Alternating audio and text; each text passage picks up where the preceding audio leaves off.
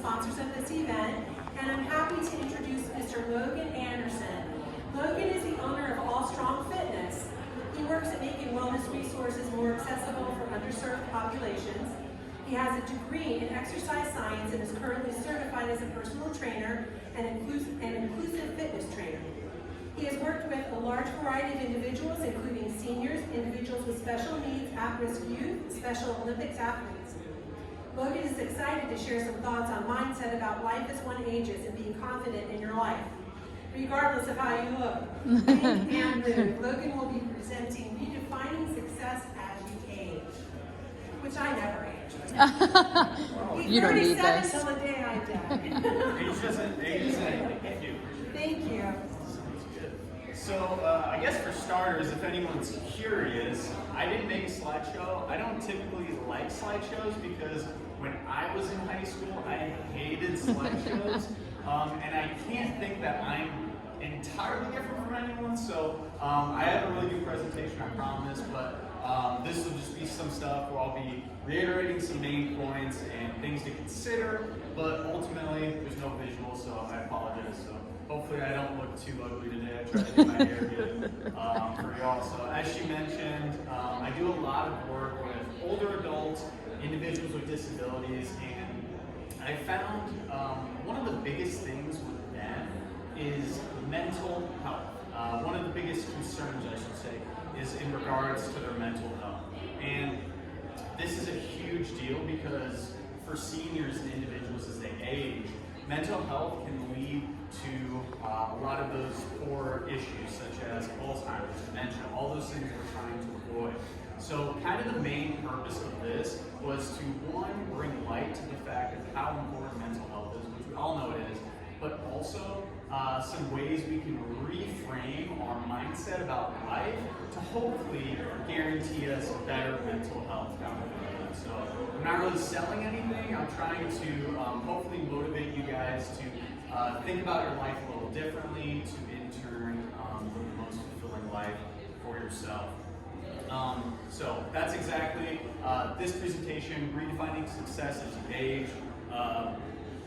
Humans in general are made to think and grow and basically be the best versions of themselves. And this goes directly with mental health because if you're not thinking and growing and doing bigger things for yourself, your brain will slowly start to die. This is simply how it is. If just like a muscle and you're doing weights, if you don't challenge it like that, the muscle's gonna away. Your brain is the exact same thing. So when we're addressing mental health, we need to look at it from this exact same lens. This is why redefining success as you get older is ultimately so important, because if you're using metrics that aren't within your ability and essentially don't really offer much value to your life directly, you might lead to anxiety about success. You might lead to feelings of inadequacy, right? And kind of the first portion of what I'm going to talk about is lack. When we're talking about lack, who feels like they might lack something in your life? Don't need to raise your hand, but just think to yourself. Do I feel like I'm lacking something in my life? For me personally, I do, and this can be different for everyone, right? Some of us might be self-conscious about our weight. We're lacking being at a healthy weight. Some of us might be self-conscious about our overall movement abilities as we get older, right? I feel like I'm lacking in that. Maybe our cognition's gone down a little bit, so I might be lacking in how I mentally think about things and perceive the world. And this lack is actually a good thing because it allows us to find something to cling on to and hopefully work towards. So again, when we're talking about mental health, if we're having something we're working towards, that's what's going to keep us going. That's what's going to keep our brain stimulated and ultimately have a healthy brain and good mental health down the road. The problem with this is that it can lead to a sense of helplessness. And the next part of this I want to talk about is helplessness breeds helplessness. As in, if you feel like something is going wrong, it's going to constantly make you feel like more stuff is going wrong. You've probably heard the term, if it rains, it pours. This is super big when it comes to mindset too. So instead of looking at whatever you're lacking as a positive thing, it's something I can reach towards, sometimes people take it too far to the next extreme of I'm a failure, and since I'm a failure, I can't do this thing outside of my life, right? I can't volunteer because I didn't have a good social relationship with my wife because we were divorced. These are all things that they seem small in the time, but our brains don't forget about it. They're still in the back of your mind. Over time, this can really weigh on you if you don't assess it. So essentially what we need to do is we need to balance ourselves when we are looking at the lack in our life. And this can be done a lot of different ways. One of the ways we're going to take a look at is further in the presentation, but we need to do something because obviously none of us like feeling helpless. None of us like feeling hopeless about the next portion of life. If we don't, what's the point of being around, right? What's the point of being essentially alive if we feel like there's not going to be a better tomorrow? So hopefully the rest of this presentation will give you some ways to make whatever you're going through, if you are feeling a little hopeless or maybe even just undetermined about how things have gone in your life up to this point, how the next portion of your life will be a little bit better. So I think an important point to note is, where is this feeling of lack coming from? Where do we feel this insecurity, this anxiousness about the different things in life? Where do we feel anxious about success? It's got to come from somewhere, right? And for myself personally, and from me talking to all the seniors, I've found two big sources that are a very big driving force in our overall visions of success, our metrics of how we're doing in the world. And those two things are, we'll start with the first one, society. So society plays a huge role in how we perceive what we should be doing in the world. If you think about it, what decisions in your life have you made that were simply made just because that's typically how it's done? Say when you graduated high school, did you even think twice about going to college? For a lot of us, it's like the decision's already made just because that's typically what's done in society. After that, wife, kids, you can go down the spectrum of all these different things. Again, where you feel like, yeah, I made that decision, but at the end of the day, before you actually went into those ventures, you might have done it simply because that's what's typically done.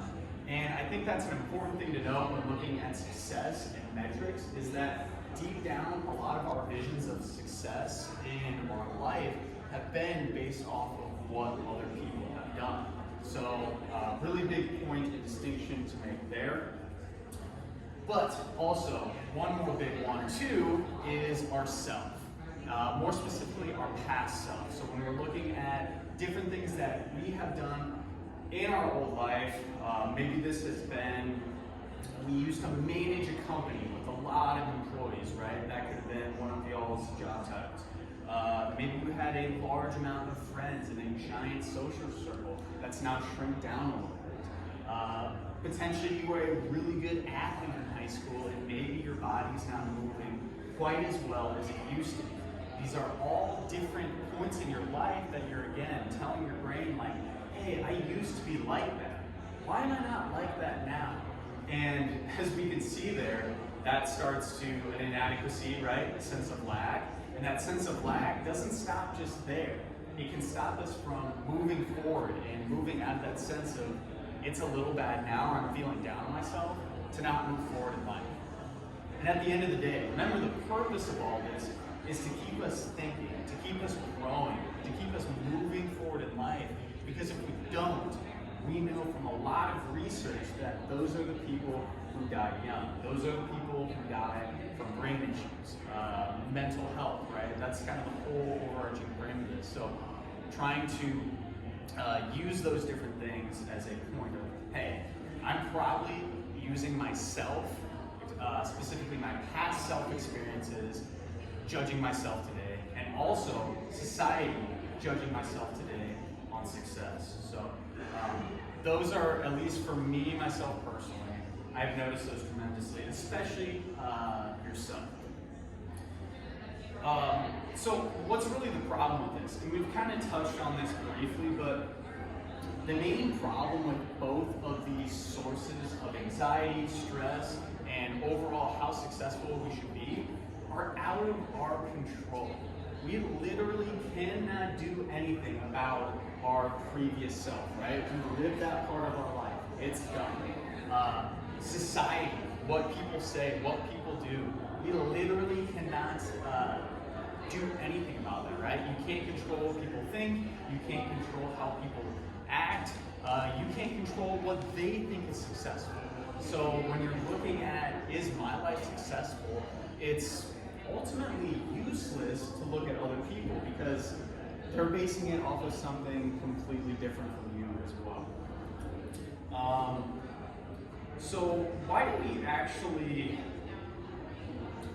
to begin with, care about other inputs in life? In other words, why do we care and have different metrics of success? And I think the biggest thing is, it gives us a known blueprint of what I can do in the world, what I can achieve. So, for example, retiring by 65, that might be a huge milestone that people have. Like, I'm gonna live my golden years at that point. But this is really arbitrary. It's something that just came up because some person decided, hey, this is gonna work, right? This is the time we notice most people want to retire. It doesn't mean you have to, but since it's so defined in society, we start basing a lot of our decisions like that. That's just one example. Potentially, once you retire, you're gonna start traveling more, right? You're gonna start living a better, more fulfilling life in the world. But at the end of the day, what if you don't want to? What if when you retire, you're like, man, this ain't for me. Like, I actually enjoy getting out in the world and working. Like, are you now unsuccessful because you're not living the golden years? Living the golden years can look a lot of different ways, and it should look a lot of different ways. And I think at the end of the day, trying to redefine the golden years can and should be actually growing. It's not just relaxing, it's still trying to grow yourself to be the best version that you can be. But since you have more free time and less responsibility, it's going to take a little bit more internal desire, internal motivation to do it. Versus before you're retired, for example, you might have all this stuff just put into your hands, right? Your grandkids, your children. All the things that keep us thinking and motivated in life is kind of written for us. That's where it's hard for some older adults, is that they just don't know what to start or what to do. So finishing again with the problems, we noticed that all of these inputs are out of our control. And when we start thinking about all the inputs, it immediately puts a fear mindset into our head. So all of this thinking about, okay, am I being successful? Am I using my golden years to the best of my abilities? Or let's say, for example, my neighbor, they're really successful. They still own a job, they have their grandkids, they volunteer a lot. Am I successful because I'm not like them? Well, chances are you are so very successful. Again, we're just looking at society, other people, from those things. And the emotions that come from that is like, okay, if I try to be more like that person, maybe I'll get fearful. Maybe I'm not going to live up to what they're doing. I can't move as well as them. Maybe somebody's going to make fun of me, right? But at the end of the day, the sad thing about this is that fear leads to less action for actually trying to grow and motivate yourself. So at the end of the day, what I want to talk about next is what we can do about this to try to achieve a better, more fulfilling life for ourselves. And this is where I want to introduce this idea of relative success versus absolute success. And this is something personally that I've tried to navigate in my life a lot, and I'll give an example in a second, but absolute success, that's usually what people think of being successful at. So let's take somebody who's a high-level powerlifter or weightlifter, breaking world records, people in Olympic trials, running track endeavors at a super fast speed. That's absolute success, right? That's the pinnacle, that's the standard, that's what everybody wants to strive and go for. Unfortunately though, especially as somebody ages, this doesn't change for us. We still think like, oh, that person's 80 years old and they're running marathons. That's absolute success. They're living at a super high capability. And if I can't live up to that person, I might feel a little bit less of myself. So a better way, and what I try to do for my life and try to instill in others, is to look at life as being relative successes. Taking success and what you can do for yourself into your own ability levels. So, own age, own abilities, own desires, and this is really just coming down to what do you really want for yourself? What do you want for yourself, and how is that going to look and navigate in your life? So, somebody is running marathons. You may say to yourself, oh, that's really cool, but like, I hate running. So, you shouldn't be putting yourself on that standard of just because I can't do it, right? You don't need to run marathons when you're 80. It's super cool, and I think it's super cool, right? But it doesn't really matter. It's all arbitrary. All these things are made up of what's put out on the news as cool, what's put out in the news as successful, right? People doing big things. But when we look at it from our own life, there are a lot of cool things we do on a day-to-day basis that don't seem like successes, but are. So let me give you a few examples from experiences I've worked with older adults. One of the biggest things that I usually help people do is to help them get enough strength to get up and out of a chair.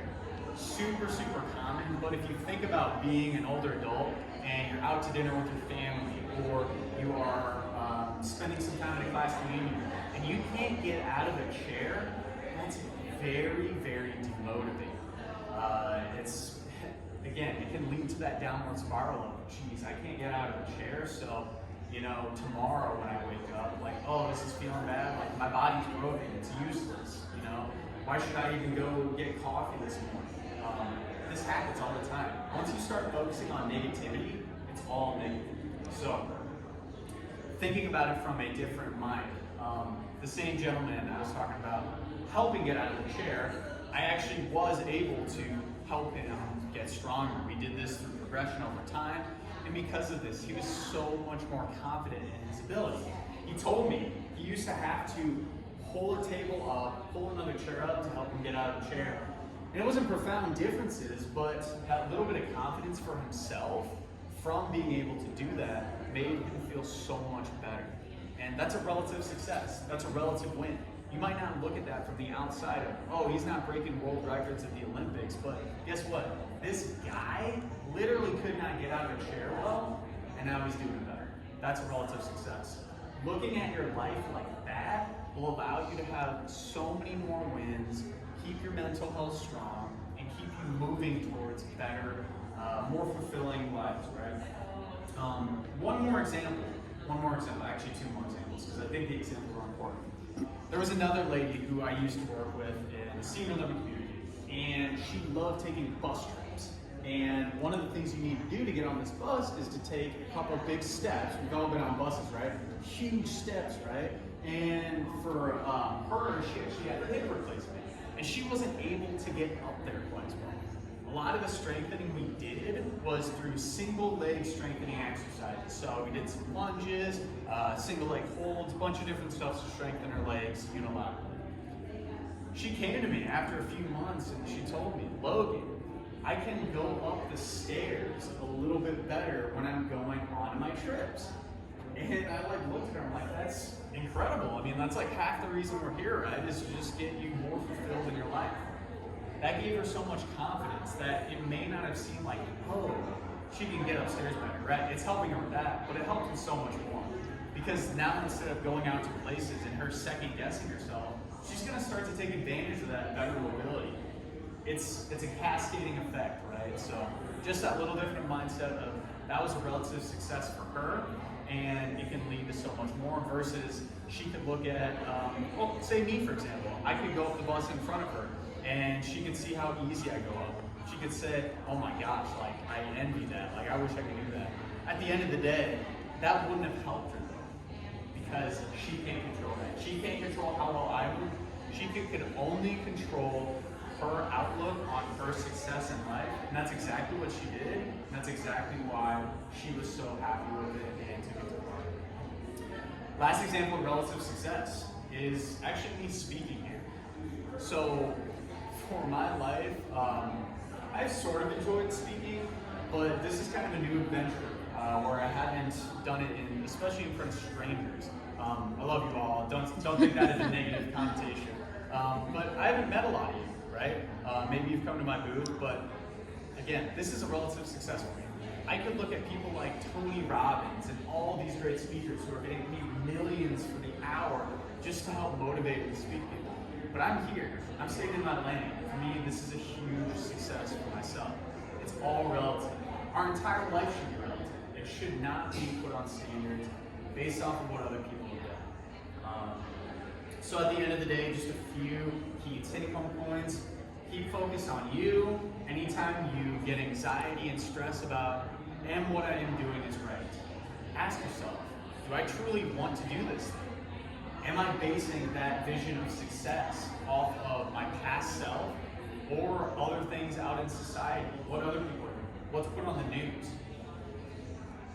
Build some momentum. These small little positive wins for yourself go such a long way. And you don't realize it at the time because it seems small. But think about it. If you can have a relative success every single day for the rest of your life, are you going to be successful? Absolutely. That's how it should be. It shouldn't be like, oh, if I never run a marathon by 80, I'm not a success. Well, what if you're inactive right now and you start walking 5 minutes every single day for the rest of your life? That's a huge relative success. It can lead to so much more. And that's the cool thing I think about it, is you don't realize what relative successes can lead to until you actually start doing things. Because once you start taking action in your life to do stuff that maybe makes you a little more uncomfortable, try different things to better your life, maybe learn a new skill, new hobby, make some new friends. Maybe if you're single, go out and date. Like, who knows? You build so much confidence just from taking action. The confidence leads to more action, which at the end of the day, mental health, huge thing. Keep yourself growing. Just remember you're all successful. Just try to look at it from more of a relative side. So I have a booth, All Strong Fitness. I'll be here the rest of the day if you want to come say hi to me. Otherwise, I'll be here for a couple minutes too if you want to just say hi as well. But thank you all for coming and don't forsake.